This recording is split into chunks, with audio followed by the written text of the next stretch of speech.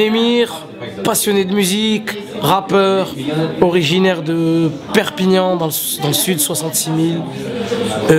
Voilà, globetrotter, buveur de champagne et compagnie. Que les condés se demandent seulement ce qu'on les vrais jets. Seulement que eux ne pensent qu'à s'enfumer comme de vrais jets. Le mot violence sur les lèvres, la plupart n'ont pas de vrai gueule. Je te dis. Oui, j'ai été MC dans le cadre de plein de battles de break en France. Voilà, le break c'est une discipline de la culture hip-hop. J'ai toujours traîné dans ce milieu-là. J'ai énormément d'amis dans ce milieu-là. Le hasard et les rencontres ont fait que je me suis retrouvé pas mal d'années en tant qu'MC freestyler dans les battles de break. C'est-à-dire que je présentais les battles de break et à chaque fois je faisais un mini-spectacle, c'est-à-dire du freestyle, de l'impro, du jeu avec le public, etc. Donc c'est un milieu que je connais très bien. Et d'ailleurs, un gros bonjour à tous les acteurs de ce milieu-là. Ben ça a contribué, voilà. Si tu veux, moi, la scène, ça a toujours été un endroit où je me suis senti à l'aise. Mais après, ça suffit pas, il faut s'exercer. C'est vrai que c'est un endroit où j'ai pu avoir de nombreuses occasions pour ça. Et en plus des diverses premières parties qu'on avait faites, le fait toute l'année de faire une quinzaine ou une vingtaine de battles de break où j'officiais en tant qu'MC, où les temps de parole étaient super longs, a contribué, voilà, à aller dans le sens, voilà, de cette espèce d'aisance aujourd'hui que je réussis à avoir et que je continue à essayer d'entretenir et d'améliorer, parce que plus on fait, plus on est à l'aise, c'est comme tout, quoi. Alors Next Level, c'était un petit peu, comment on appelle ça, des net tapes.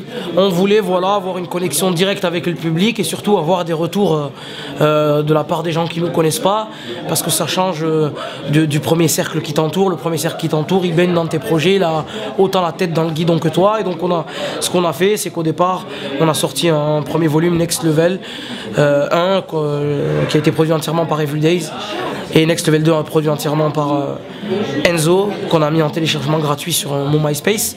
On a sorti mon premier EP Ailleurs avec Enzo le 5 novembre et qui sort le 28 janvier en physique dans toute la France en CD vinyle, et devrait arriver dans les mois à venir toujours en téléchargement gratuit le Next Level 3. Voilà, le but c'est de clôturer cette espèce de trilogie. Donc c'est un peu deux projets parallèles. Le premier est gratuit et en téléchargement sur le net, et le deuxième est un projet un peu plus consistant et qui représente un petit peu plus mon univers personnel.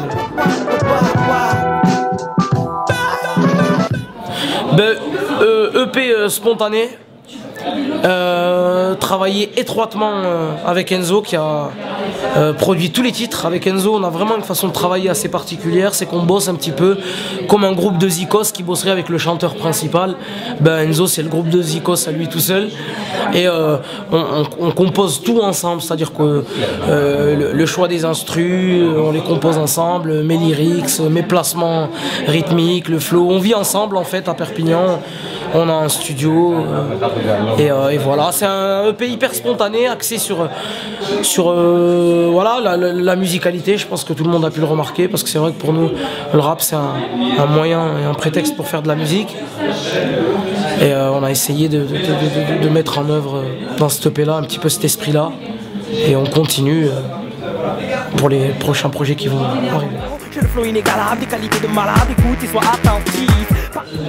Nous on mesure pas énormément, c'est vrai qu'on a la tête dans le guidon, mais c'est vrai que ce dont on s'est rendu compte, c'est vrai au début, c'est que on a réussi à toucher des publics qui n'avaient rien à voir les uns avec les autres. C'est-à-dire que on a été playlisté par Radio Nova tout de suite pour le morceau Wake Up, Ailleurs a été playlisté sur le Move, Wake Up a été playlisté sur France Inter, dans lequel on a une émission tout à l'heure à 21h30. Il nous arrive d'avoir des passages sur la Nocturne. Donc c'est vrai que tu te rends compte tout de suite qu'il y a une espèce d'éventail. Au départ, nous, on n'a pas conçu le projet avec cet esprit-là, mais tant mieux finalement, parce que naturellement, c'est vrai, on a réussi à toucher des univers qui n'avaient rien à voir les uns avec les autres, et c'est une vraie surprise, et c'est vrai que ça procure une réelle satisfaction. Ben, c'est le cheminement logique, c'est-à-dire qu'au début on tente des choses mais on n'a pas non plus la confiance qui va avec pour se permettre ce que j'appellerais moi des fantaisies ou entre guillemets des libertés.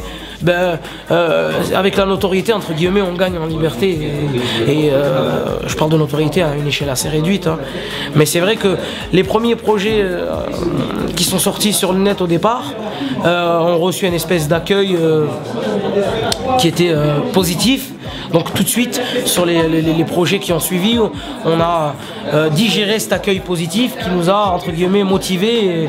Et entre guillemets, le message qui a été donné par le public, c'est « on kiffe, vas-y, sois toi-même, fonce, donne-nous ce que tu ressens ». Et là, avec le EP, on a tenté d'aller au bout de ce qu'on ressent réellement musicalement et de voir cet accueil-là.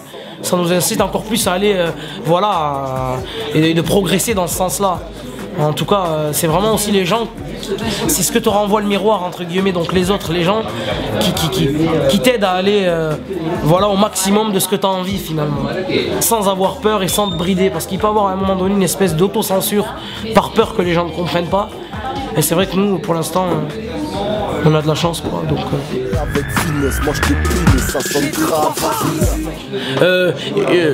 j'écris peu au départ, mais après je me mets à écrire une fois que j'ai l'essentiel qui est construit, c'est-à-dire qu'après je pose sur feuille, comme je le dis, il y a des structures de rimes, des fois j'ai besoin d'avoir les mots sur feuille, mais c'est vrai que toutes les compos, pas sur tous les morceaux, il y a des morceaux comme Carence et Parenthèse sur Next Level 2, il y a encore des carences. Enfin, en réalité, c'est vrai que je fais beaucoup confiance à la spontanéité et au feeling, c'est là où j'arrive à être le plus vrai possible donc, et à être le plus naturel.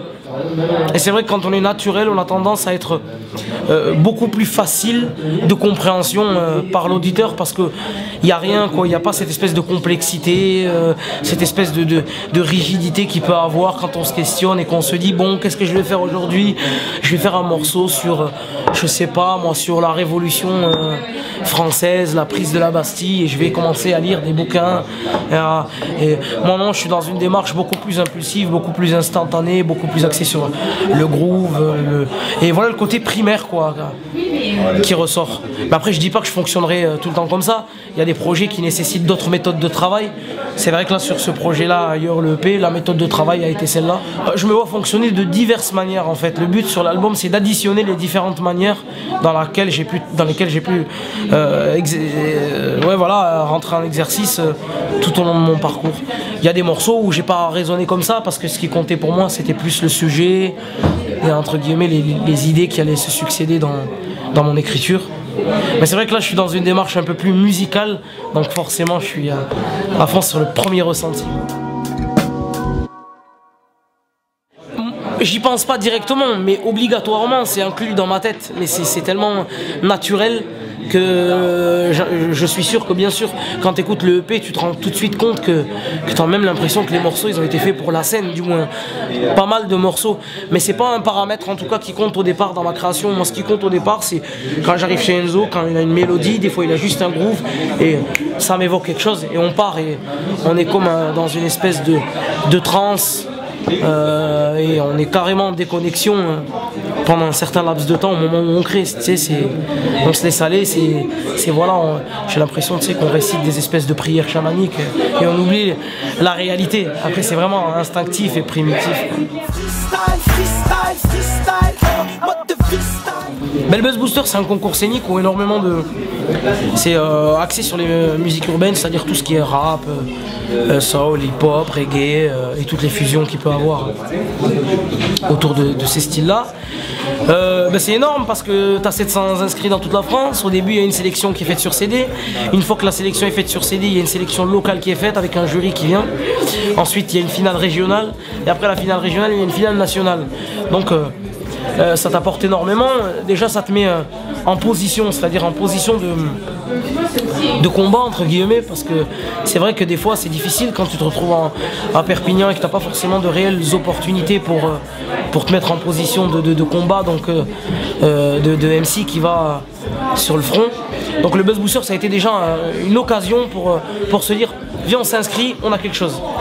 Ensuite, quand on s'inscrit et qu'on est sélectionné sur CD, on se dit, allez, là il y a une sélection locale qui est faite. Viens, on se met en mode, on répète. Ensuite, on gagne la locale, on se dit, waouh, là le challenge il est un peu plus compliqué. Il va falloir qu'on se mette en mode et que là on travaille encore 10 fois plus parce que c'est la finale régionale. Donc tu te mets tout de suite dans cette posture. Tu gagnes la finale régionale, tu pars en finale nationale, tu sais qu'il en restera qu'un, etc., etc. Donc ça nous a déjà apporté sur le plan du travail une mise en situation. Une fois qu'on a remporté le Buzz Booster, à la clé, quand on gagne le Buzz Booster, tous les festivals partenaires de ce dispositif s'engagent à jouer l'artiste gagnant, surtout leurs événements respectifs dans tous les endroits où ils sont implantés en France. Donc c'est énorme, tu gagnes le Buzz Booster, t'as pas le temps de t'asseoir, que déjà t'as à peu près une quinzaine de dates qui se débloquent. Donc t'es dans la continuité de cette démarche de départ, de mise en situation, et etc. Et après, le Buzz Booster c'est pas tout. Mais si on a des projets qui sont finalisés, qui vont bientôt sortir, qu'en plus on gagne le Buzz Booster, qu'on fait les dates, tout s'emboîte et il y a un enchaînement de choses qui se fait et après il faut savoir assurer la continuité de ce genre de choses là. Donc c'est vrai que le Buzz Booster c'est un dispositif énorme déjà pour un premier élan. Réveille-toi, oublie tes problèmes, non. En vrai cette énergie nourrit mes poèmes, réveille-toi, oublie tes problèmes. Les punchlines, moi je fournis des proverbes. Que les condés se demandent seulement ce qu'ont les vrais jets. De façon très finalement rationnelle et logique et évidente, parce qu'on a les mêmes passions, on a les mêmes comment dire la même envie de s'impliquer, donc forcément on s'est retrouvé à des moments donnés dans les mêmes endroits et naturellement de fil en aiguille les choses se sont faites très naturellement. Je dis bien, moi le rap c'est quelque chose qui se travaille, mais avant c'est quelque chose qui se vit. Et forcément quand on vit dans le milieu hip-hop, on rencontre les mêmes personnes et les gens qui ont les mêmes envies que nous. Donc des mêmes mecs comme Dean Burbigo, au départ, on s'est parlé une fois sur Facebook, on s'est rencontrés sur Paris. On vient tous les deux du sud et voilà, il y a aussi quelque chose des fois que tu peux pas expliquer. Il y a des gens avec qui tu as grandi et que tu connais depuis 10 ans. Il y a des gens que tu rencontres comme ça depuis à peu près une année et demie et tu as l'impression d'avoir grandi avec eux depuis 10 ans. Et après, il y a des choses qui nous rassemblent, c'est-à-dire comme je te disais, c'est cette passion commune, c'est ce degré d'investissement qu'on a qui est pareil. Et le kiff de nos personnalités. Donc voilà, moi des mecs comme Dean Burbigo, c'est des mecs, je sais que même si demain on faisait pas de musique, on continuera à se voir et à kiffer. Je suis un martien, je viens de la cité fausse et haine. Je fais de mon rap un gagne-pain, chaque jour je remplis mes pros et trêves. Frère, je me fiche des collégiennes, je traîne le pire des mauvaises haines. Et le matin gratte bien le galpin afin d'inspirer d'autres élèves. Espèce d'OGM d'inspiration coréenne. Nos adversaires connaissent l'air de défaite trop sévère. Les frères, il y a de l'engouement, après moi j'essaye de me protéger parce que c'est pas ce qui définit les différents challenges qu'on va devoir relever. C'est cool, bien sûr que c'est motivant, j'en entends plein des choses de ce style autour, mais il faut avoir énormément de distance avec ça, il faut le prendre bien sûr, il faut s'en saisir, s'en nourrir à des moments donnés, parce qu'on a besoin aussi d'avoir des fois des signaux un petit peu positifs, parce que ça nous aide à nous dire dans nos têtes, voilà, on fait le bon choix, on travaille de la bonne manière, viens on continue. Mais après c'est tellement aléatoire et c'est tellement au conditionnel, on l'est pas encore, donc c'est au conditionnel entre le moment où on dit qu'on va le devenir et le moment où, Inch'Allah, j'espère qu'on le deviendra. Il y a tellement de choses qui peuvent se passer entre, dans un sens comme dans un autre, donc c'est vrai qu'il faut rester très lucide sur ça et pas se laisser non plus dépasser par l'élan. Me balade quelques jours sur Paname et me taille dans le sud. Plus maintenant, moi je trouve qu'au contraire. Il y a 10 ans, c'est vrai que les réseaux sociaux ils n'étaient pas énormément développés comme aujourd'hui. L'accès à l'information, peut-être un peu plus de 10 ans, n'était pas le même. Donc forcément qu'il y avait des temps d'avance en fonction de la zone géographique où tu te situais ou pas. Aujourd'hui, bien sûr qu'il y a des endroits, forcément ça doit être beaucoup plus compliqué, mais Perpignan non, parce que c'est une ville de passage. C'est une ville où moi, j'ai jamais eu l'impression d'être en décalage avec la ride parisienne. tous les Parisiens descendent en été descendent tous les étés à Perpignan. C'est une ville de passage, donc moi j'ai croisé énormément de gens et j'ai pu faire comment te dire, des connexions improbables avec des gens. Tous les Parisiens quand ils descendent juin, juillet, août à Perpignan, moi quand je les croisais, voilà, moi étant une éponge, j'essayais d'aspirer un petit peu tout leur regard à eux. C'est une ville où on est frontalier avec l'Espagne, c'est une ville où tous les gens qui vont au bled passent, c'est une ville où il y a une grande communauté gitane, donc c'est une ville où il y a énormément de richesses, donc on n'est pas isolé, c'est pas une ville où on est jeté dans un fin fond, où on est entre nous, entre consanguins, non, pour caricaturer. Non, pas du tout.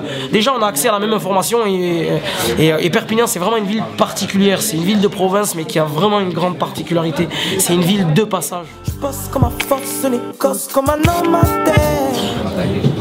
Moi je suis axé à fond sur la black music, mais pas seulement. Moi j'aime la musique arabe, j'aime la musique subsaharienne, j'adore les musiques un petit peu maliennes, mauritaniennes, marocaines, tout ce qui est gnawi, tribal, ceux qui jouent du gambri, tout ça. Mais après je peux pas te définir, c'est tellement large. Moi j'aime les musiques d'instinct, les musiques qui groove, les musiques, voilà, donc la black music forcément parce que c'est une musique à la base d'instinct. Rythmiquement c'est une musique qui groove, voilà, on va dire toutes ces musiques là. Et après j'ai des coups de cœur pour des trucs qui n'ont strictement rien à voir. Moi j'aime bien la pop, j'aime bien le rock, j'aime bien Phoenix, j'aime bien Arctic Monkeys, j'adore Stevie Wonder.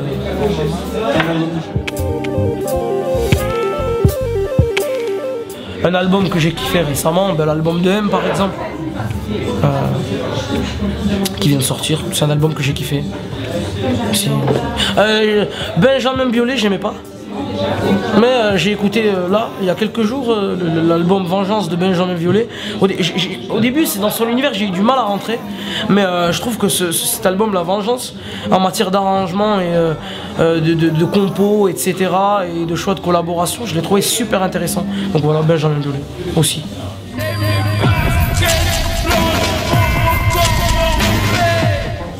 Je connais, je sais que vous avez fait énormément de live report, je sais que vous suivez énormément d'artistes samedi, voilà, des acteurs incontournables du milieu rap et plus précisément hip-hop, et c'est pour ça que je suis là aujourd'hui, parce que vous êtes incontournables. Ça m'inspire un petit peu ce que je porte sur moi là. Voilà, la simplicité, l'efficacité, le côté lisible. Le mot de la fin, j'espère que pour nous tous c'est que le début. Bonne continuation, bonne chance, merci beaucoup Basket Blanche et j'espère qu'on se reverra très bientôt pour un autre projet, etc. Et oui, le 28 janvier, sortie physique sur CD et vinyle du EP ailleurs. Soyez au rendez-vous et merci du soutien. Chin.